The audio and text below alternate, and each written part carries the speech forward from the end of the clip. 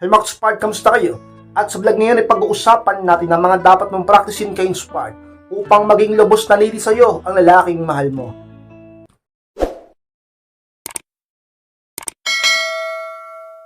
At kung handa na kayong lahat, masarap po tayo at muli, be inspired!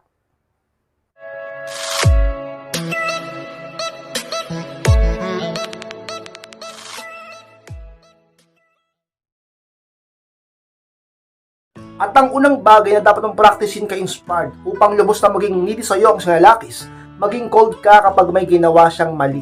Yan ang unang sikreto kay Inspired upang maging needy sa'yo ang lalaking mahal mo. Alam niyo mga Inspired, sa pinakadahilan kung bakit tayo ay nagiging needy sa isang tao o sa taong mahal natin, sapagkat siya ay nagkukulang at talagang nanlalamig sa atin. Opo, Max Pard, kasi may mga bagay tayong nakasanayan na pinapakita, pinaparanas at pinaparamdam niya. O kaya naman mga bagay na siya lang ang makapagbibigay at makapagparamdam sa iyo ng gano'n. Talaga naman kay Inspired. Paano mo muling mararamdaman at mararanasan mga bagay na sa kanya kung siya ay nanlalamig sa iyo? Tiyak magiging needy ka sa kanya. Ganyan yan kay Inspired. Kaya sigurado ako, kapag ginawa mo yan, kapag may ginawa siyang mali, di ba? Bukod sa namimiss ka niya, natututo pa siya. At sigurado, may pagkakatandaan siya.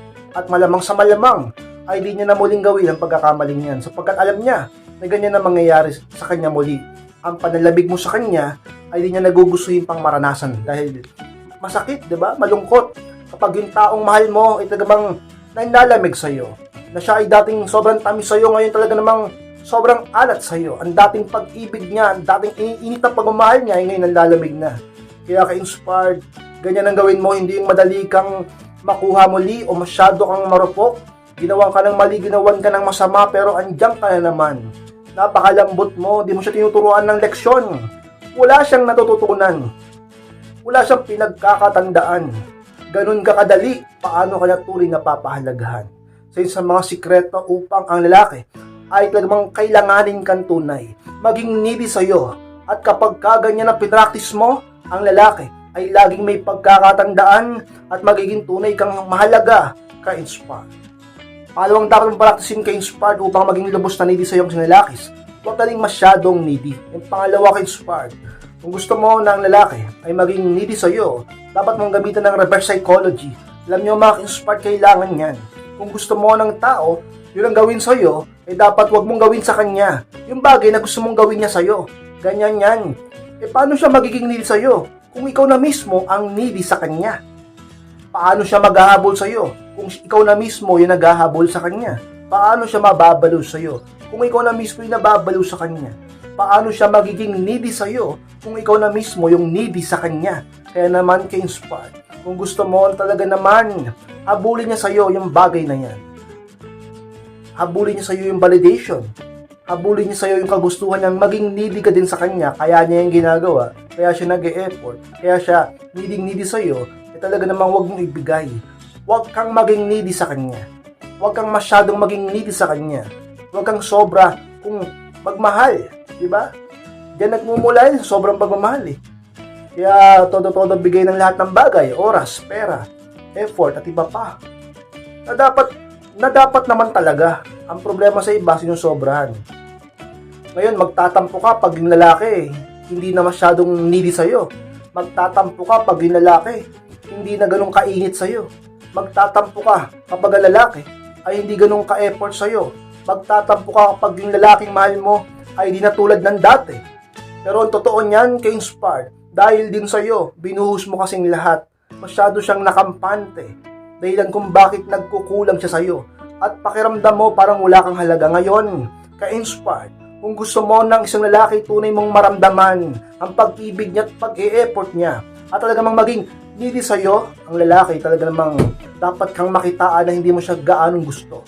Hindi mo siya gaanong mahal. Talaga mang huwag kang maging needy sa kanya, sapat lang ang bigay mo sa kanya.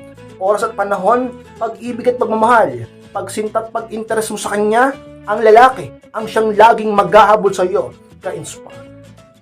Pangatlong dapat mong practicein ka-Inspired upang lubos na maging needy sa iyo ang lalakis, Huwag mag-invest o magmahal ng sobran. Pangatlo, inspired. Sa mga golden rule, talaga namang ka-inspired, dapat mong practicing ang umibig lang ng sapat. Huwag kang masyadong mag-invest sapagkat kapag nag-invest ka, sigurado ako ka-inspired.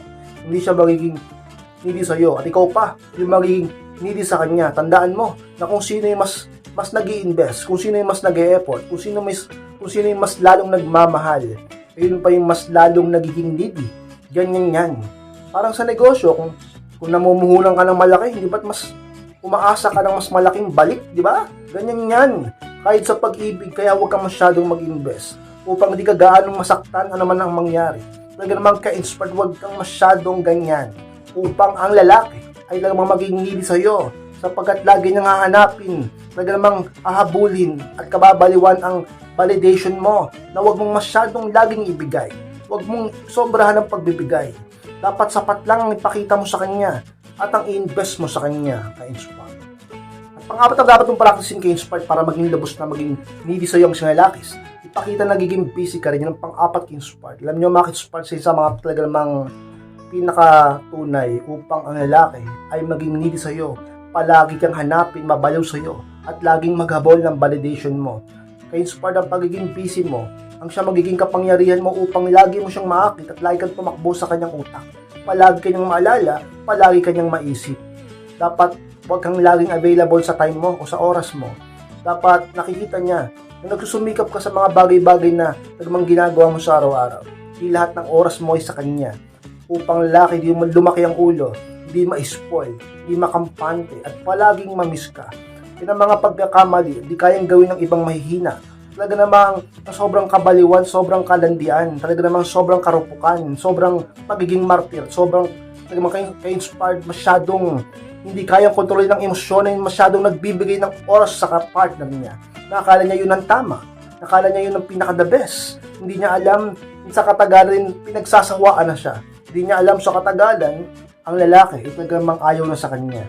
Kaya ka-inspired, lagi mong bigyan ng spark ang kanyang pag-ibig sa iyo sa pamamagitan ng dapat naiisip kanya. At paano kanya palaging naiisip kung palaging andyan, lagi nagpaparamdam sa kanya. Huwag kang laging available, pakita mo nagiging busy ka, na lalaki ang siyang laging magiging need sa iyo at laging maghahanap ng atensyon at oras mo na inspire. At malamang dapat mong practicing ka-inspired para maging lubos na need sa iyo sa lalakis. Maging masipag sa pag-improve ng sarili. Sa pinakasikreto upang lalaki ay palaging maging needy sa iyo. Alam nyo, ka-inspired dapat ka talaga na maging masipag sa sarili mo. Dahil kung palagi kang magiging tamad sa sarili mo, ay ang katagalan na lalaki ay maaaring pagsawaan ka, mawala ng gana sa iyo, ma-turn off sa iyo, mawala ng pag-ibig sa iyo, mandiri sa iyo, iwanan ka, ipagpalit ka sa iba, nagamang ikumpara ka sa iba at makakita siya ng iba. Ka-inspired kung ganyan pala ang resulta pag nagpabaya sa sarili. Magpapabaya ka ba? Hindi ba't dapat kang gawin mo palagi kung anong tama?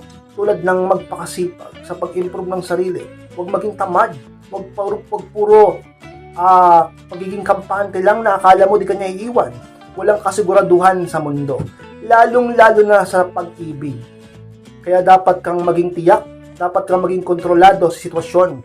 Tulad ng makokontrol mo ang sitwasyon, kung nakokontrol mo ang emosyon niya sa pamamagitan ng siya ay palaging naaakit sa iyo at tumatakbo ka sa isip niya. At para mangyari yun, dapat maging karapat-dapat kang isipin.